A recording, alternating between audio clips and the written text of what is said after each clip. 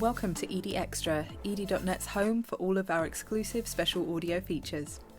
As more voices, businesses and initiatives join the conversation on environmental sustainability and tackling the climate crisis, Edie Extra cuts through the noise. We'll be asking the big questions about the hot topics, profiling seasoned leaders, and getting out and about, taking you to the heart of the action with on-site recordings from site visits and events across the world. Welcome to the place to find in-depth conversations with sustainability leaders about sustainability leadership. Welcome to Edie Extra. Hello listeners and welcome back to Edie Extra. Building on the success of Edie's long-standing Sustainability Uncovered podcast series, Edie Extra is the place to find all the in-depth conversations with sustainability professionals about sustainability professionals. Today, we continue to hear from the pioneering companies that have published brand new climate transition plans, detailing how they plan to reach net zero and what the challenges, opportunities, and externalities are along the way. I'm Edie's editor, Matt Mace, and I've travelled to London to hear from Miles Lewis, Director of Sustainability at Clarion Housing Group, to hear more about their new climate transition plan.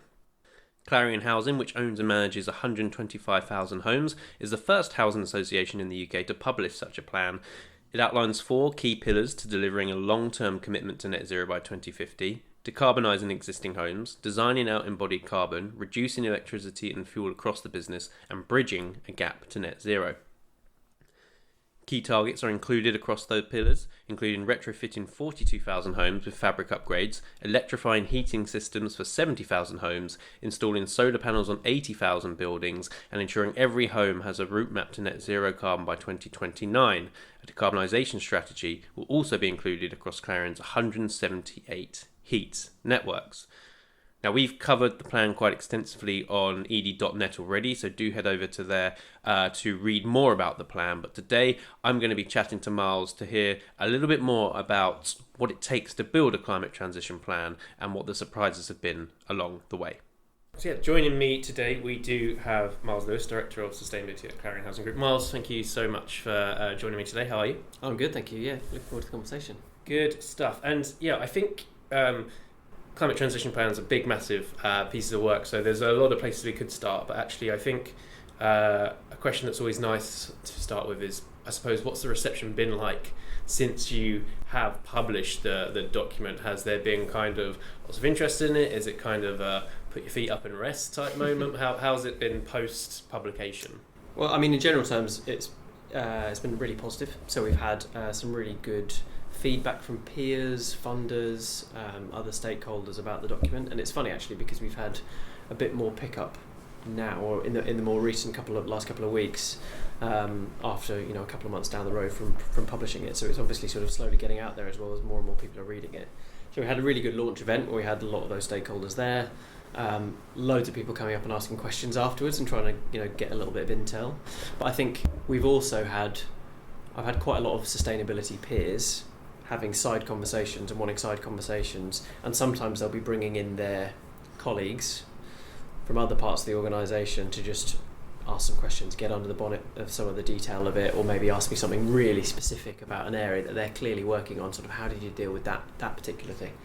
And so that's been really positive, I think, because it's helped others who are potentially trying to further this work in their own businesses unlock a little gap somewhere, or help them with a challenge that they've particularly got. So that's been really good.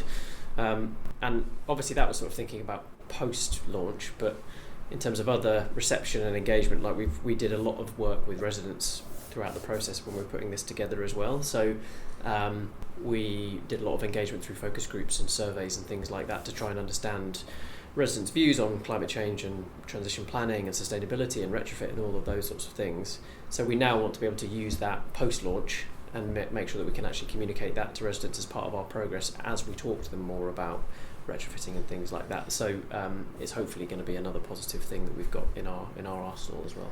Yeah, it was one of the things that really stood out about your climate transition plan in comparison to some other sectoral ones is the kind of social aspect of it. The based on the sector you're in, you've got to be able to serve the residents as well, which was a really, I think, important thing that does come through in the document quite clearly.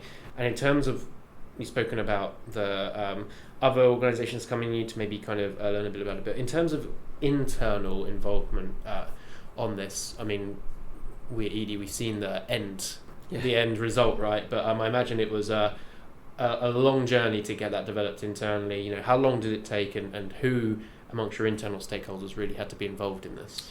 So I would probably say from start to finish it was 18 months.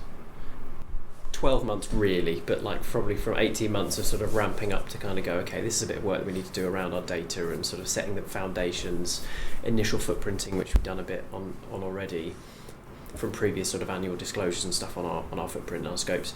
But it was probably 18 months, I think, from that position to pretty much getting to publication. So it's a significant period of work, and after you then got to, as I've said to a lot of people, you get to the end of that and you kind of think, oh, thank God we've got to that point, and we've actually sort of been able to push it out and deliver it. And obviously now it is delivering what's in the content of it, but just the feat of getting it to that stage has been really good.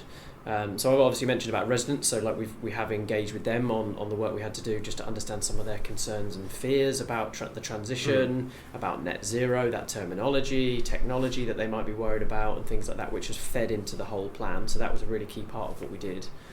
But also internally, I suppose generally, I mean, even if you just look at the main focus areas and sections of the plan, we've got sort of retrofitting our existing homes, so that needed engagement with Asset Strategy Directorate, Asset Investment. We've got embodied carbon of new homes, that's all of our development teams talking to that. We've got then our scope 1 and 2 emissions, which is the team that procure energy, the team that manage the fleet, the teams that are looking at heat network decarbonisation, and then like workplace teams looking at our offices performance and things like that. So a lot of engagement across numerous teams to try and gather their data, gather in information, understand what their plans are, what we've got in our financial plans, and pull all of that together and bring them on the journey as well.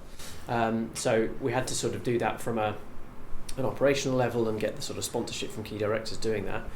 But then also, I suppose, internally our exec team and our board, and making sure that they were comfortable with this approach as well, because you'll have seen from the actual document itself, we're identifying that we've still got a bit of a gap in 2050 towards getting to net zero.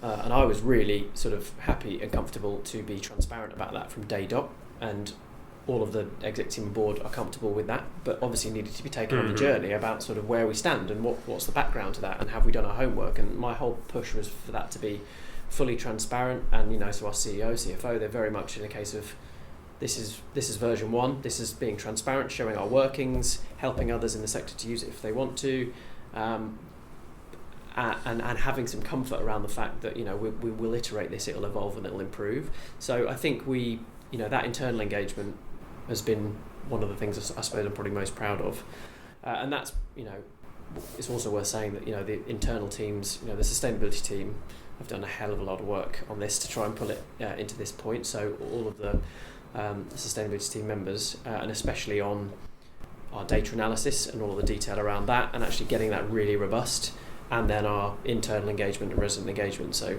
thinking about those two areas, crucially, have been vital pillars as we've gone through this process.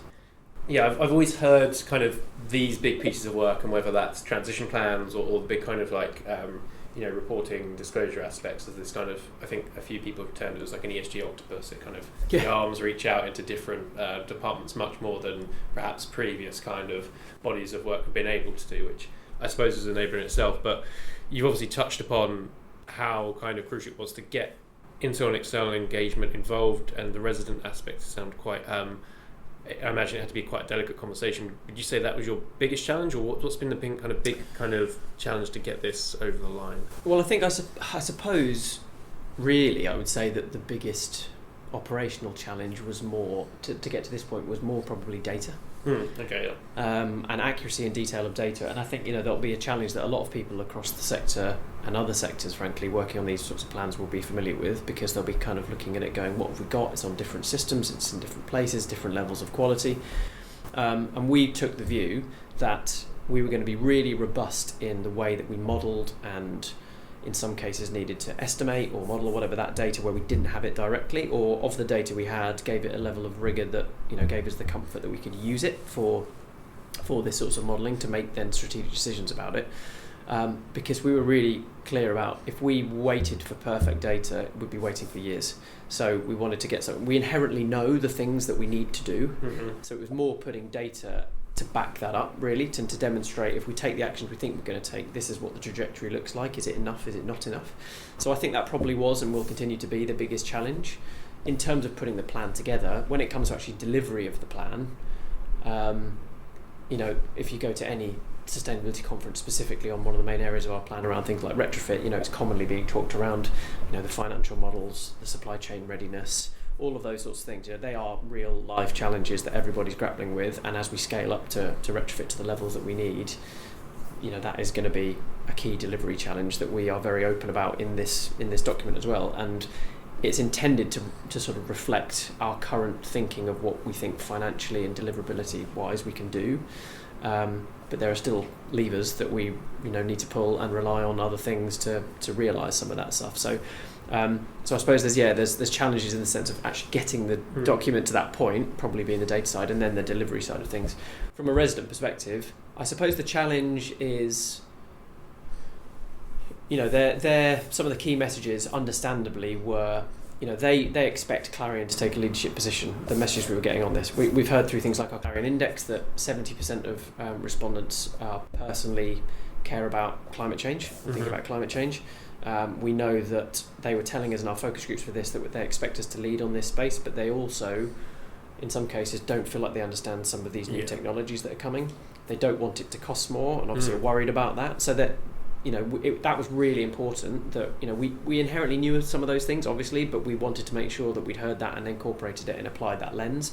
So that, again, will be a challenge in the sense of, much more intense levels of resident engagement when we think about retrofit and other tasks like that, where we actually sort of say, this is the how, this is the why, these are the benefits, and probably changing some of the language around, this will deliver you a healthier, more comfortable, cheaper to run home, which will be a better place for your well-being that also happens to be decarbonised. Climate transition plans are quite refreshing in a time right now where perhaps businesses are going a bit more quiet about ESG, and I'm talking very broadly here across the kind of spectrum. There's this kind of push back on ESG as a concept, and transition plans have to be kind of honest and transparent by nature. And I of the kind of probably a dozen or so that I've read so far, the bits that kind of interest me the most are those, well, this is what we can't do alone. This is where we're reliant on those externalities, which is all kind of very kind of, I think, brave and kind of signposting that I think is promising. But you mentioned as well at the start about the other same professionals coming up to you and kind of not to say copying your homework, because you can't have a kind of transition plan that's just a template that you just pick up and do that. But what was the emphasis behind becoming kind of the first in your kind of one of the first in your sector to do this? Was there no desire to kind of wait and maybe see if someone else came out and you could learn from them and make the whole process easier? Yeah, I mean, I suppose I can understand why that might be something that others are considering and thinking about. I suppose in really simple terms, breaking it down in my head, I was looking at it thinking, we, like many others, have set a target towards net zero, and we had different milestones of things that between now and then we were going to look to achieve, internal targets and things like that, but we hadn't at any point modelled all of it together and put it all together and said, okay, if this happens, this happens, this happens, this happens, what does that do? And so for me, it was almost just it was an obvious step that we needed to have a more thorough plan that pulled all this together. And I felt like, we're looking to be leaders in this space as an organisation, and saw it much more as, this is an exercise we need to go through. It makes sense for us to, from a leadership perspective, to share this learning with everybody and to open it up to the point where people can look at the detail in the back if they want to. They can look at the methodology that we've taken. They can look at the extent of our emission scopes and how we've cut the pie and all those different things. Whatever they want to take from it, we felt that it was beneficial to everybody to sort of to share that openly. So, I wouldn't be surprised if there are many others that start popping up very soon in terms of other parts of our sector specifically, but obviously even wider. So it wasn't necessarily a fear of being first movers. It was much more of, for me, it was a case of, well, we need to get a plan in place that is really thorough and covers all these areas much more strategically than we maybe have done before. And by throwing it out there as well, it allows us to really, hold ourselves to what we're talking about as well, and actually sort of, the strategic decisions that we might need to make, and no doubt the really challenging ones that are going to come over the next 10 years, changing investment routes, things we might need to do, unexpected things that happen, we can then track how that impacts our modelling and our reduction pathway, and understand, okay, well, that's going to have a hit on that, it's going to make an impact on that. So, I didn't necessarily see it as something that I was sort of concerned about. But then obviously, as I mentioned, from a stakeholder engagement perspective, was very keen to make sure that the board and the exec team were on the same page as me with that. Mm-hmm. And we've committed to republishing a sort of an update on where we are every 3 to 5 years. When you've sort of seen some fundamental shifts in what we might have actually been delivering, to see the effects of that, and to then highlight if there's anything that we need to pivot on, because there might have been a policy change, or there might have been something significant which changed our modelling. So I think once we, everybody was pretty comfortable with the fact that we wanted to go out there, we wanted to lead from the front, demonstrate where we are on this. So I didn't necessarily feel like we were sort of concerned from pulling it forward. So, and in terms of what's out there to help you build such a strategy like this, I think there's a lot of moving pieces in the kind of reporting disclosure area around about ESG, and there's this big move to kind of standardise and streamline as much as possible. Yeah. So was this kind of, are there plug and play frameworks? I imagine Transition Pathway Task Force was quite crucial in your alignment for this. Yeah, for sure. So we definitely used all of their guidance and best practice frameworks, and when we went through this, I mean, it was funny because obviously over an 18-month period, as you said, there's been quite a lot of chopping and changing of things, or morphing of entities into another entity, or subsumed to another organisation that's looking after standards. So we kept our ear to the ground quite a lot on that to try and understand what was happening. And a few times, as you can imagine, you sort of see an article or see something announced that sort of, does this change our approach? Is there anything we need to pivot on? But in general terms, that framework guidance from the TPT was very, very useful to align ourselves to it. And we made a decision quite early on about, do we follow this to the letter, literally per sort of subsection 1, 2, 3, whatever, or do we do our own thing but make sure that, in our own style and structure, but make sure we sort of align the things we're talking about to the things that the framework sort of says? And we took that option because it makes much more sense for us, which I'm glad we did. And the other crucial thing, I suppose, is that they also provided some guidance around just transition element, and as you've pointed out, there's a key, our key social mission as an organisation is a really key lens that we've applied to all of this documentation, and probably the best example of where we've tried to apply some of that guidance and the general challenge around just transition is on the retrofit space, where we've heard from residents about cost and things like that. Well, we've almost tried to do a little bit of a retrofit hierarchy in terms where it's more of a stepped process, I suppose, where we would sort of say, first, before going and potentially decarbonising the heat in an existing home, which might mean taking out a gas boiler and putting in a heat pump or something equivalent, where it might be an arguably very inefficient, very old home. We know that would probably be the biggest bang for buck when it comes to carbon reduction in the most immediate term. But from a cost perspective, because of where electricity and gas prices are at the moment, and potential risk of that resident being in fuel poverty at the moment, you could actually push them harder into that situation. So wanting to be at a point where we would say we'll look at the fabric of the homes to get to an appropriate level, not necessarily deep fabric first and retrofit. There's lots of conversation about what's the right way of doing things in the industry at the moment, but looking at the appropriate level crucially, then looking at decarbonising the heat and looking at renewable energy options like solar PV, and then helping them point them towards things like smart tariffs, which we know we can close that gap even more when it comes to cost per unit of energy. So that was a sort of a real lens we applied to the just transition element to this as well. We wanted to make sure that everybody gets those key benefits we all know come with a warmer, healthier, more comfortable, cheaper to run home, as long as we do it in that right way, and that will then deliver a home which will be more climate resilient and decarbonised. Speaking of the right way of doing things, the plans here now, you set out your stall, so to speak, to get to net zero by 2050. So what's, I suppose, the kind of key next step for you to go from strategizing into implementation? Are there kind of big areas you need to kickstart on? Are there kind of quick wins you'll be able to get from this? What's the next step?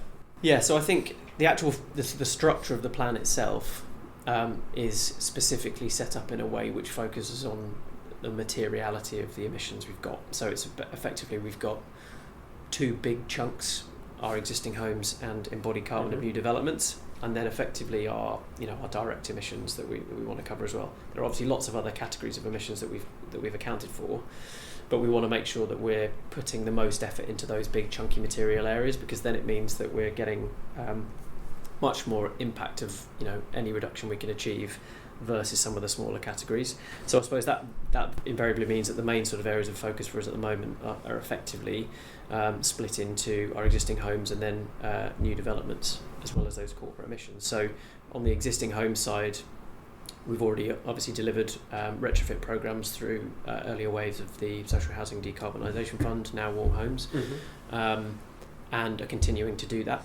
So the key challenge is focusing on that delivery, and then looking at how over the next few years, mapping out the different grant landscape and other things like that as well, how we scale that, because that's the thing we really now know that we need to do is scale it.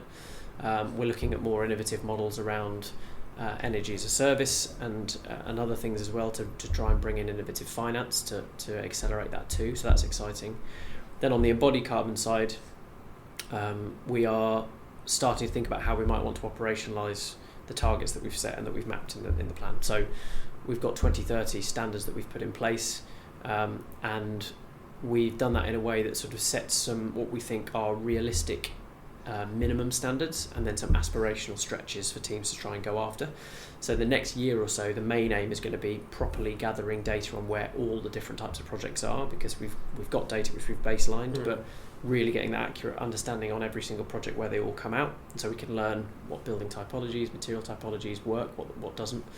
And then on the development side, linked to embodied carbon, if you think about operational carbon, we committed a number of years ago to eliminate fossil fuels from our energy, operational energy strategies on schemes, and we're sort of now coming to the tail end of schemes, doing that. So in advance of the Future Home Standard, we feel like that element's being really covered off as well. And then for those corporate emissions, it's looking at things like our heat networks over time, trying to decarbonise those, the fleet vehicles that we've got, and the workplace, and degassing those freehold workplaces that we've got. So there are action plans in place for all of those things to try and do it, and they probably just kind of go in that order in terms of materiality of ones we want to hit.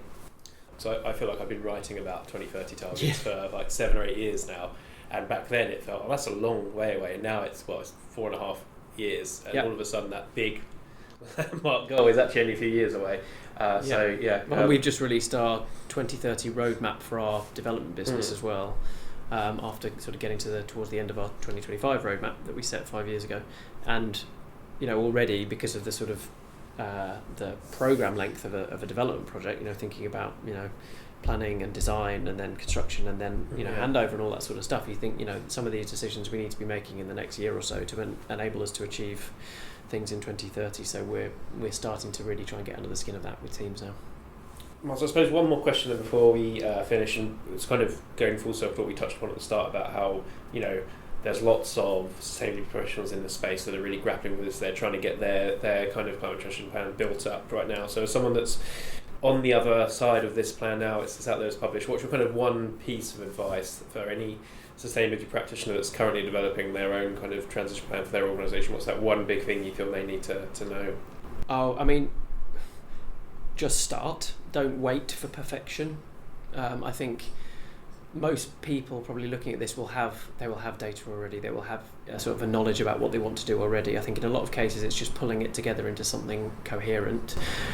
That from an advice perspective as well, we want to start now using this as a sort of a mirror or a sounding board to the decisions that we make. We know it will change. It will not be that sort of exact glide path trajectory that we display in the plan between now and 2050, because there will be changes to the organisation, to the policy landscape, whatever it might be. So you can easily get yourself in a spin of just sort of, that's not 100% accurate and equal, and and we need to get that absolutely perfect.